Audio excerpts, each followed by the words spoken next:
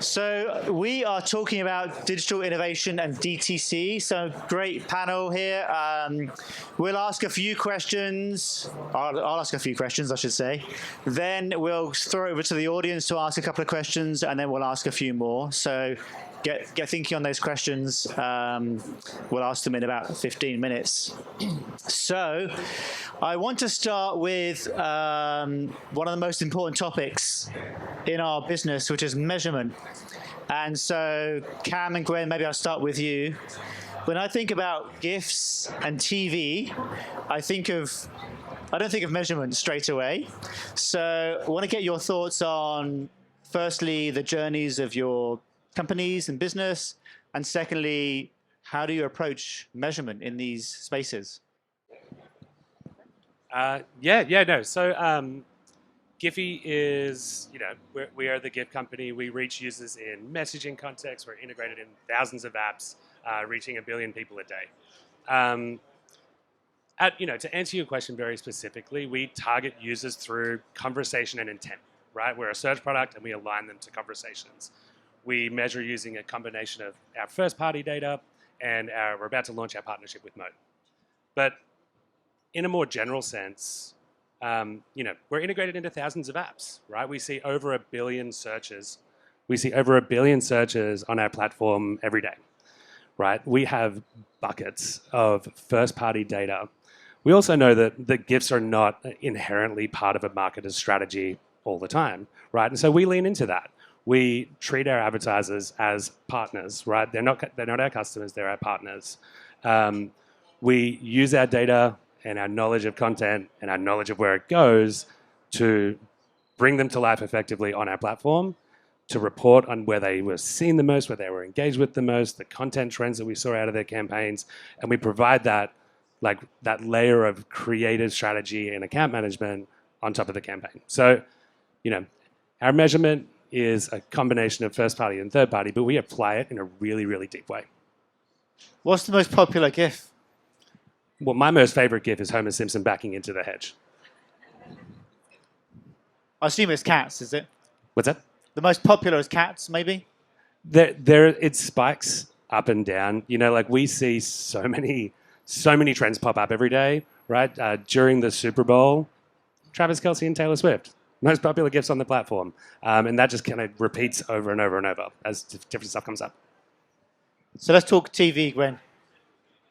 How do I follow cats? Which, by the way, my favorite GIF is the herding cats. If you've looked that up, it's a really good one. It's a really good one, right? Yeah, it's a solid. It's a valid question because I don't think that TV naturally comes up at the top of everybody's most targeted, most measurable list immediately. But that's changed thanks to CTV and thanks to partners like Mountain leaning in. And I think the first step for us was we first of all had to make sure that we had access to a really diverse, high quality set of inventory where those audiences were going to show up.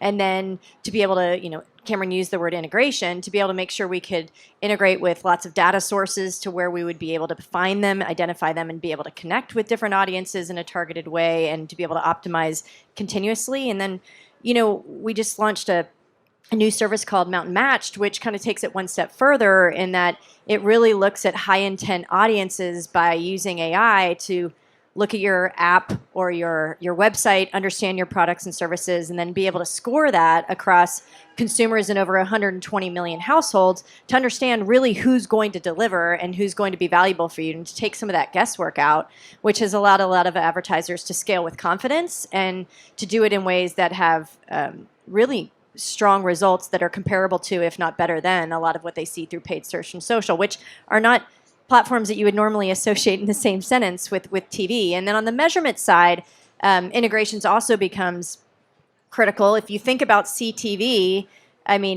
you're not exactly clicking on it right away. I know that's starting to become a thing, right? But you are probably sitting with another device. In fact, we see 90% of viewers in CTV, they have a second screen with them. And so being able to have our cross-device verified visits to be able to track that behavior and to understand within a period of time where that action is happening after they saw the ad, but then understanding that sometimes measurement shouldn't be in a vacuum, right? So there's partners like, whether it's our integration with GA4 or Rockerbox or even Shopify. We're one of 4 ad tech partners that are Shopify certified, to be able to make sure that click is holistic in understanding the customer journey.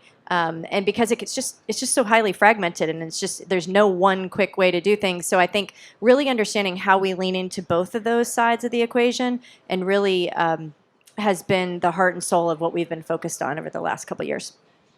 So maybe Alex, obviously Zappos is a huge digital-first company. How do you embrace some of the new technologies and some of this new innovation, and what are the pitfalls you've seen other companies fall into?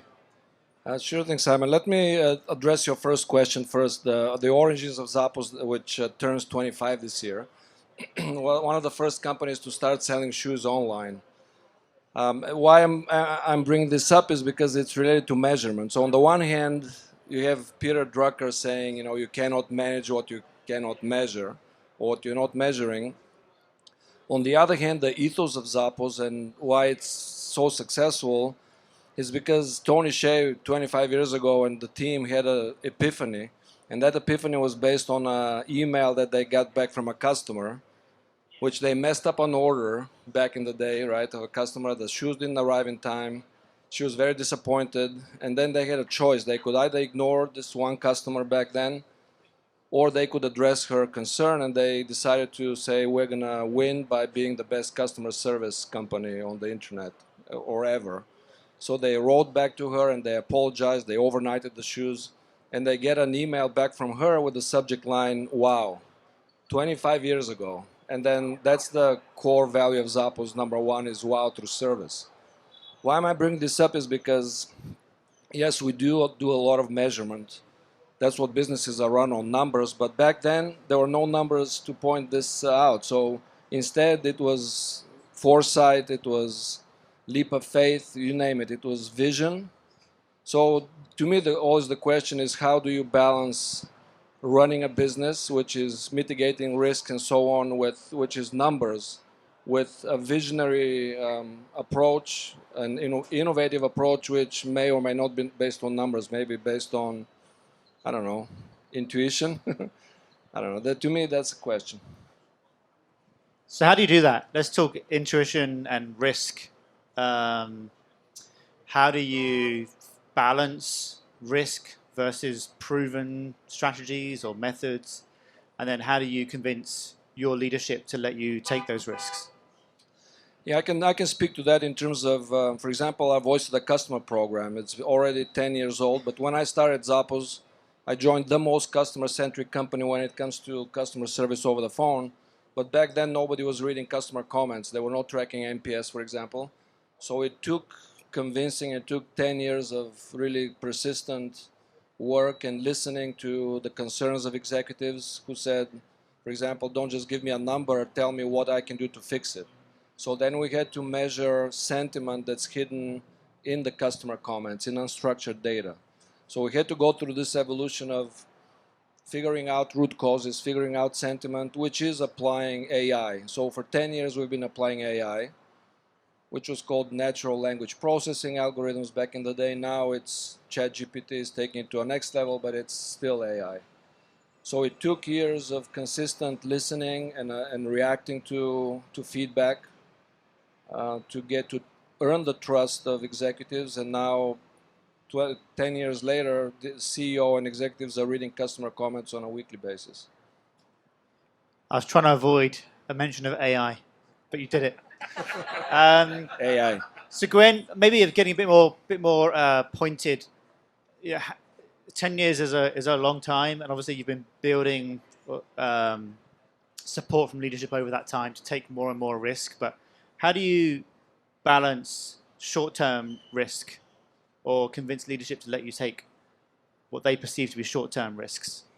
Listen, I'm probably a bad person to ask because the word balance instantly kind of sends me in a spiral, whether it's work-life balance or this, like, who has balance? Like, the balance is in itself. But they don't have to be at odds, right? What you're trying to do is find the right way to decide what to move forward that doesn't take you away from the very thing that you said mattered, or that you created the company or your mission and you're solving for your customers. And I think that's what can sometimes get lost in this. So for me, as you know, we're trying to work as a company, it's really unifying around whatever that thing is that we're doing it's remembering your why. It's remembering why you're doing it, what you're after, what you're trying to achieve, and understanding the costs and risks of doing so. Because change naturally always has a flywheel effect of unintended and intended consequences. And so, like you take, for instance, for us, we not so long ago acquired a company called QuickFrame, which is a creative marketplace company. And, you know, on the surface, it seemed like we were kind of going off script, if you will. It's like, hey, that's not what you do. But really, it allowed us to accelerate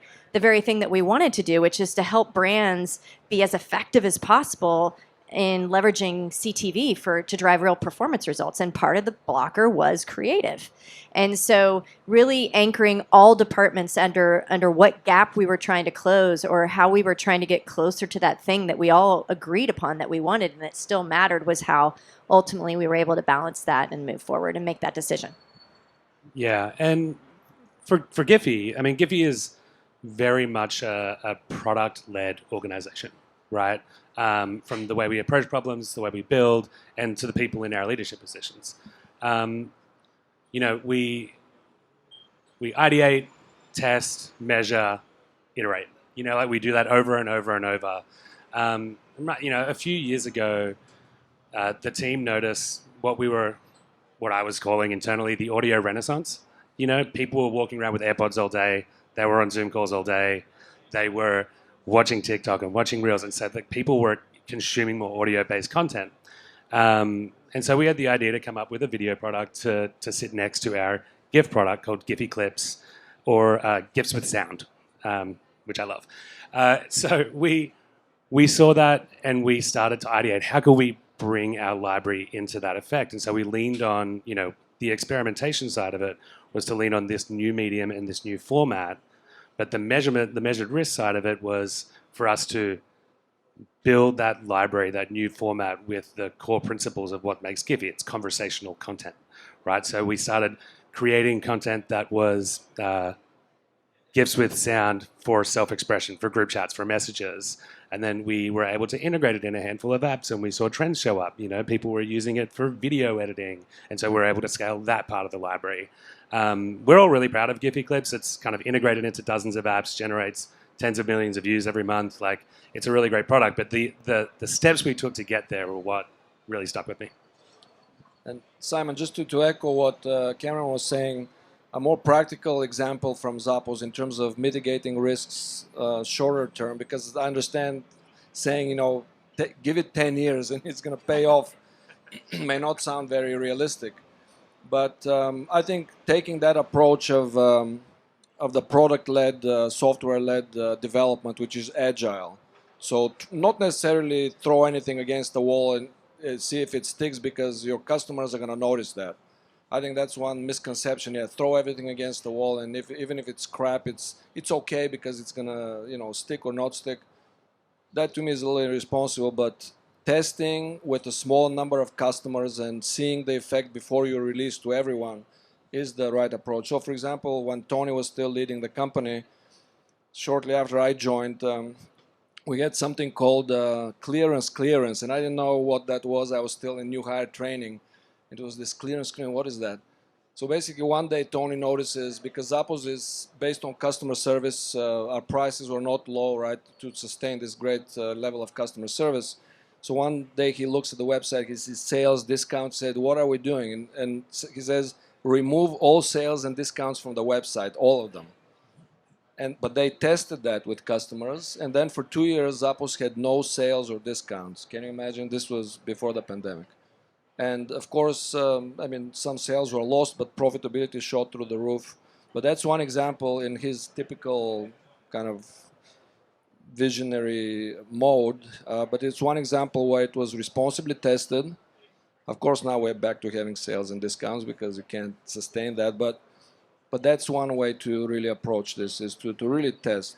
I think it's really important what you just said about to be agile doesn't mean you have to be reckless. Right? That responsibility is so clear, and that you can innovate while still being thoughtful. I mean, my kids' school always has this theme of freedom with limits. I think you can have that, right? If you're thoughtful about it and you understand what you're ultimately trying to achieve.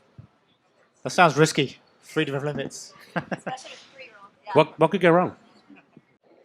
So let's flip it around a bit. If you were maybe for Alex and Gwen, actually, no, let's do Cameron and Gwen. If you were a brand in the room here, how would you help a brand assess their digital capabilities? A lot of different ways to skin that cat. See how I work cats back in. Hey, First, a lot of people come to us with the challenge of like just they've hit they just can't scale, right? And so really thinking about the partners that you're with and if they have the match rates to be able to make the most power of your CRM and of to be able to leverage first party audiences, as well as you should is the first thing. And then what we find is we really make sure that their CRM is clean and that hasn't gone stale and that they can use that. And as well as if their prospecting pool is big enough, because then that really can limit performance and their ability to stay competitive and to be able to feed into the retargeting. And then, I'm going to keep banging this drum, but creative and messaging is one of the capabilities that I think is becoming harder, but more essential. And a lot of the brands that we work with and marketers really struggle with this, especially when they come emotionally attached to one single campaign or set of creative, but it takes different messaging to different audiences all the time. And so those are kind of just 4 pieces that we look at and their capabilities and challenges that we find are coming up over and over again. Yeah, for GIPHY is, for a marketer, it's an upper funnel platform, right? Like it's messaging, it's content, it's sharing. And I was thinking about this a lot before this panel, and it clicked on me. Some of the biggest D2C brands in the world find a lot of success by incorporating GIPHY into their marketing strategies. Jake Walker over here on my team, hello. He actually built a partnership with Peloton that we are all so stoked by. It's an unreal partnership. Since 2021, they have about 3,000 pieces of content on their GIPHY channel, but that's generated 3.4 billion views, right? It's massive reach.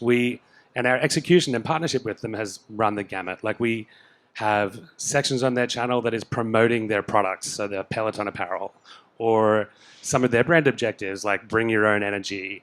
The Peloton trainers are celebrities now, and we have turned moments of their classes into conversational content.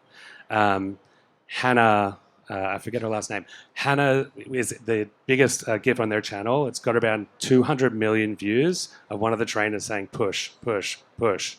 People are sharing that. And, the more I think about that, they're clearly finding value on the platform.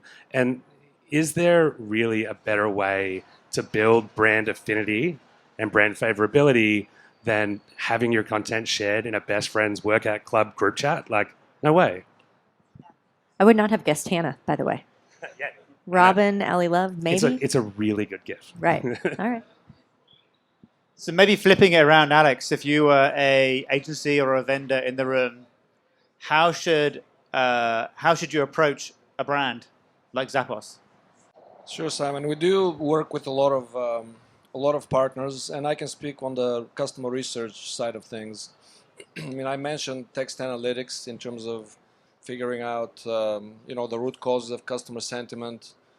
We do partner with a lot of technology vendors, and our approach is always to really evaluate their technical capabilities first, but then also go very cautiously, mitigating risks, and partner with them on a pilot basis, for example. So if they should be open to proving the value first before we sign long-term and expensive contracts. Nowadays everybody's cautious with budgets.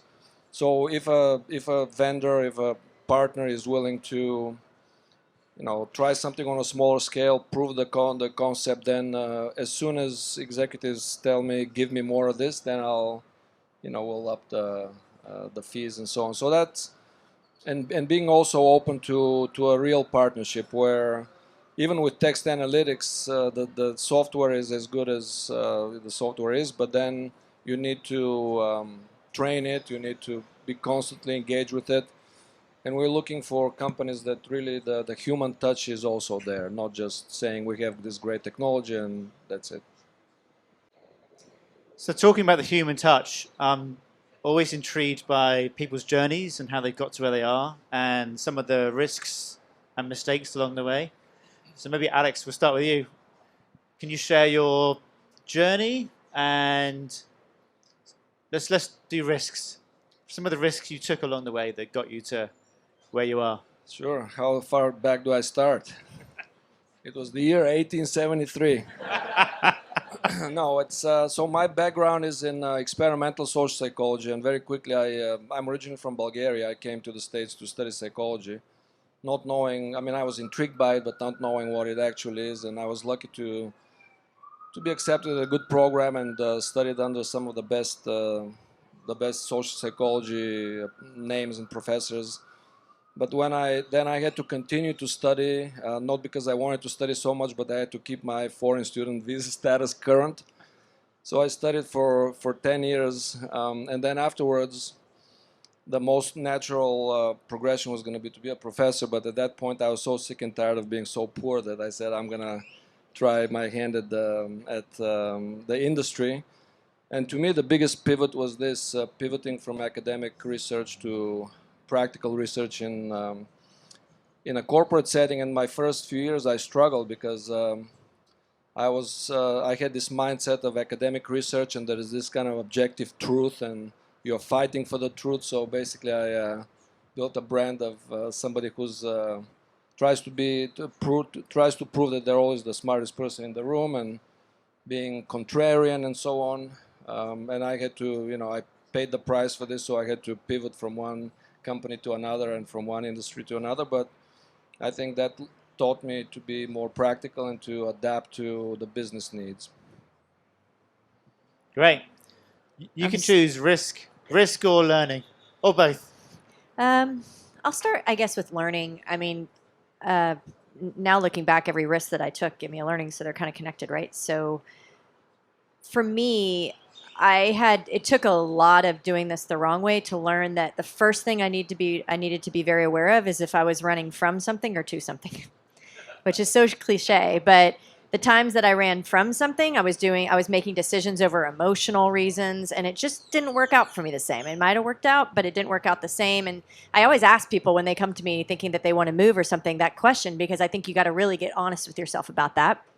And then, for me, in terms of the choices and the learnings that I've made in terms of why I went through one door or didn't, I kind of treat it like I would any big purchase, whether it's a home or a car. I kind of have my list of like must-haves, and nice-to-haves. And when you start going in more into the nice-to-haves and the must-to-haves, and you start kind of diluting the things that you said mattered most, then you're probably not going to be happy over the long term. And for me, that's kind of been the learning. And one of the hardest changes that I made was leaving a very safe, conservative, big corporate company where I could have climbed the title and the pension, route to go to Facebook at a time where it was kind of like organized chaos in the early days. And I was also one of the oldest. I know it's hard to believe because I'm young now, but I was one of the oldest people there by far. And people didn't have kids, and I felt like such a fish out of water, but they made me learn how to move just by the very nature of the environment. It made me just completely change my way of thinking about change and getting things done fast without getting things done, recklessly, et cetera. And I just think you have to. I had a boss once tell me that if you're not slightly wanting to vomit or uncomfortable, then you're not really pushing yourself. And I really do think that is true in life in so many different ways. So that's what's worked for me. I had a boss tell me once, if people weren't ringing me to complain about you, you're not driving change. That's good too. Yeah. I love that. That's great. My career trajectory has been all over the place. I was a lifeguard at a water slide park. Then I was an aerospace engineer working for the Air Force. And then I was a kindergarten English teacher. And then a product manager. And now I run an ads team. I guess the biggest lesson I've learned through all of that is people should put more weight on their gut instincts, on their first reaction. Doesn't have to be all that, but you should put a lot of weight on where your brain goes to first. Before I joined GIPHY, I was at BuzzFeed. I led the ad product team. I had a boss that I loved. The company was doing really well. And then I met Alex Chung. Alex Chung is GIPHY's CEO and founder, one of the most charming and enigmatic men in history. And he painted this picture of what GIPHY was, what GIPHY was going to be, and how we could bring that value to advertisers, right? And it just, like a worm in my brain, he got me, and it just stuck in there. Alex Chung, everybody. And so I made the jump over. I took a lateral title for a 30% pay cut. But within a year, I was running the team. And then, now 5 years on, I'm building back an ads business that I'm very proud of, with people that I adore, respect, and love.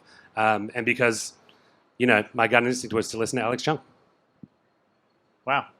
So I've got a couple more questions going back to the core topic, but any other questions from the audience here? I'm Maggie Carr from Triptych. We are a small brand strategy and innovation agency based in New York. I was really interested in the idea of sort of that balance that Cameron brought up between intuition and gut feeling, and what hard sales data like views and sales data and sort of what the actual cold hard numbers are telling us. How do you really think about making decisions like pulling a discount from a site as a whole or launching a completely new product? How do you think about sort of the cultural forces and audience behavior outside of hard data? Yeah, I mean, like the hard data is the only insight that you have at scale, right? But you get a lot of qualitative from the people around you, the people you respect, the people you can touch and talk to. And so I try to measure a lot of that. I also, thinking about changes to our business, as we're building it up, we're changing fast, we're going. And you develop a level of trust for the people around you. Like some of our team are here today. If we see something in market, some advertiser response to something, some campaign goes some way, we can change our process to lean into it and make it a positive. If you make a change and it doesn't work, you do it on a small scale so you can roll it back if you need to. I've thought a lot about this. I think it's a profound question. To me, the difference, a lot of people talk about B2B, B2C, different types of businesses. To me, the difference is between a business that is more engineering based versus a business that touches human beings. So let's take, construction or aerospace engineering or anything physics related, right? It's all numbers, and that's fine because we're dealing with physical properties with numbers. But when you're dealing with people, then you get psychology mixed in, and people are not numbers. And I give these talks about how people are not numbers, and I talk about having 2.4 children, and I don't know if you know the story of a statistician that had his head in a hot oven and feet in a block of ice, but on the average they felt just fine. Try it at home. I highly recommend it. And then you're chuckling, but that's when we deal with humans, when we sell products to humans, when we provide products to humans and services, then it changes everything. That's why we have behavioral economics as opposed to pure economics. So when you get to numbers, right, we have the story they saw in the numbers in the spreadsheets that a lot of women buy for their kids but not for themselves. And so the push was to send emails to women to say buy something for yourself. But we did all the home visits and the research and the conversations to find out something that was news to me at the time, something called mommy guilt. So when I was younger, before kids, I would shop a lot for myself, and it was news to me. For some reason, my wife didn't feel that ever. Probably the 40% Zappos discount helped, but that's the point. Is what do you call intuition? You call it intuition is your experience, the data you have, and one of the best quotes I've heard is, "Inform your gut and then trust it." Just as a quick follow-up, how do you deal with? I won't name which company, but how do you deal with leadership who have an intuition that goes against your data, or vice versa? Well, then the question is, do I want to keep my income or not? No, it's I think, I mean, leadership, they've gotten to that point after a lot of many years of, experience and so on. So, I mean, there's this story of Jeff Bezos and how he came up with Amazon Prime. And I don't know if you've heard it, the story is that one employee had the idea and sent it to Bezos. And as soon as he read it, he summoned all his lieutenants one Saturday morning to his house. And he was super intrigued by it. And all the bean counters said it's not going to work based on the spreadsheets. And he said, forget that, we're doing it. So it's a tough question. Sometimes leaders have the wrong intuition, and then the business suffers because of that. But it's hard to tell.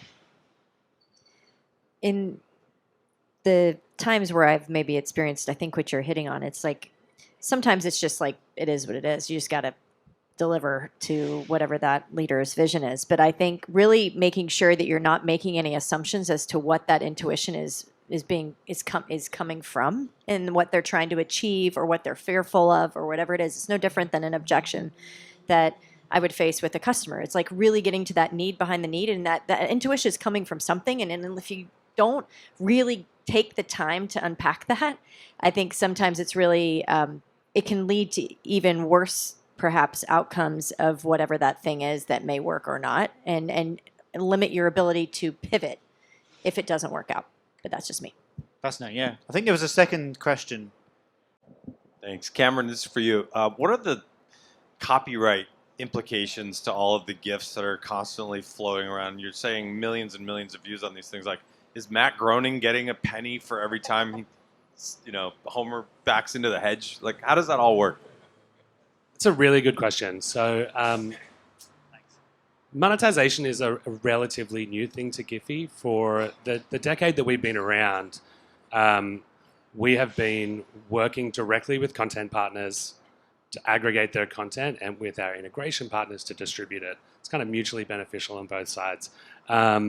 We have, through our partnerships team that is one of the finest teams at GIPHY, we have, deep-seated agreements with every sports league, every studio, every music label, every content owner. That we have these partnerships, and they work with us to distribute their content because it's beneficial to them.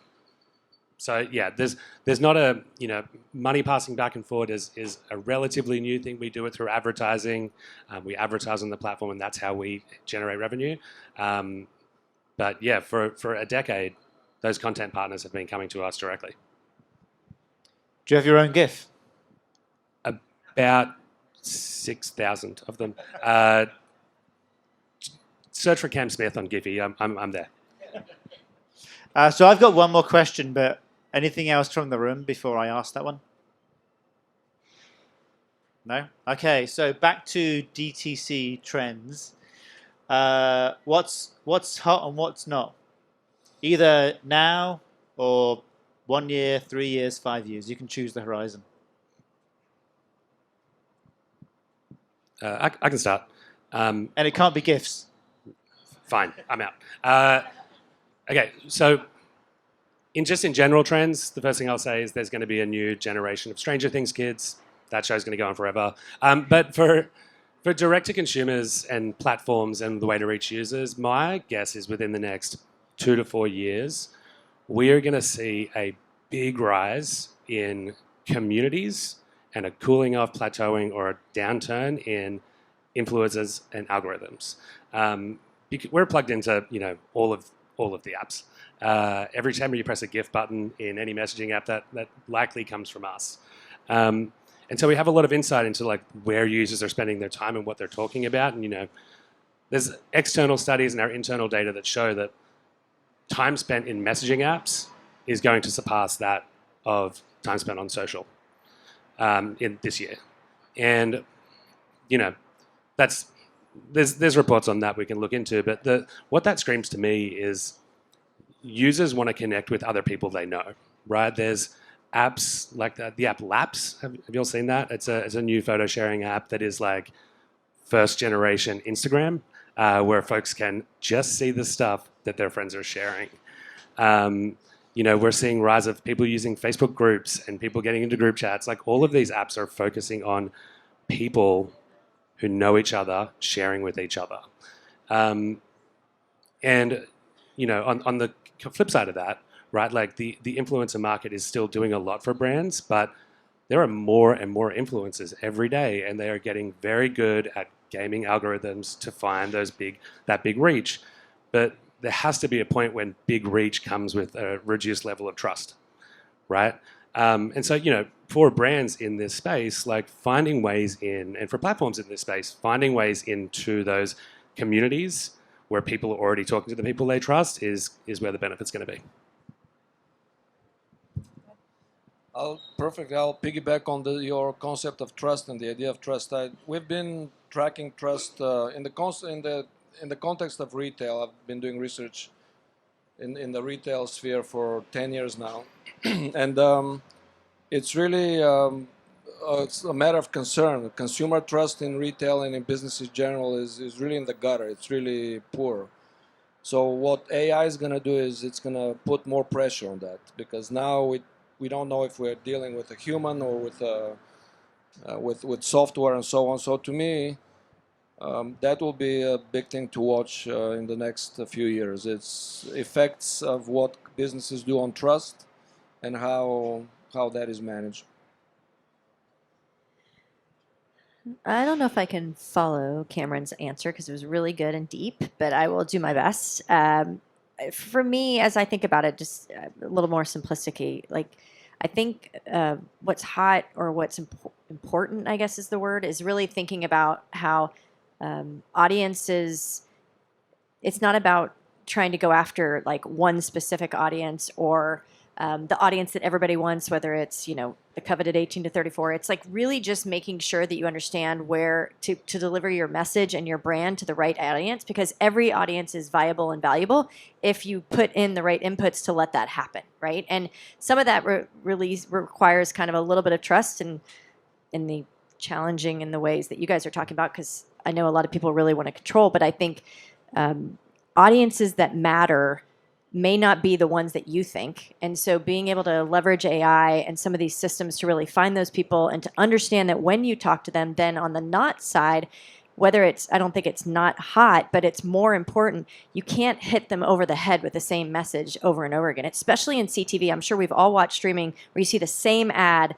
like 6 times in the same break, and it not only hurts the sentiment of the streaming service that it's coming from, but it also hurts the brand serving it, right? So really figuring out how to diversify that message and to get to someone in the right frequency, but not to the level of saturation or to where it has, I think is really going to be critical, and something that maybe hasn't been as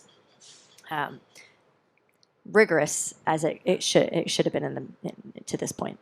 Just one quick follow-up, because this fascinates me as well. So there's AI being used to know which creative to serve to which audience and test that sequencing and message and delivery. Then there's AI being used to create the creatives and have thousands, hundreds of thousands, millions of versions of creatives. Yeah. I always like to tell this story. I'm kind of overdone, but I'll tell it anyway. So like we're big into test and learn, and we practice what we preach, in that, we made the acquisition of Maximum Effort, which is Ryan Reynolds' creative agency, and we tested 2 ads. One had him very prominently in it for our own service, and one had him just with the voiceover. And most people would think, hey, it's with the hottie in it, right? Like the Ryan Reynolds ad, but it was actually quite the opposite. And so I think, the consumers are going to tell you what they want, and the system's going to pick up on that, and then you'll get the insights, and it may not be what you think, but it's all about what is actually working. Ego is the enemy. So there you go. Well, what's funny is after we spoke last week, this is not a joke, the first You got served? The first ad that appeared was You're welcome. You're welcome. No? Okay. Thanks to the panel. Thank you very Thanks, much. everyone.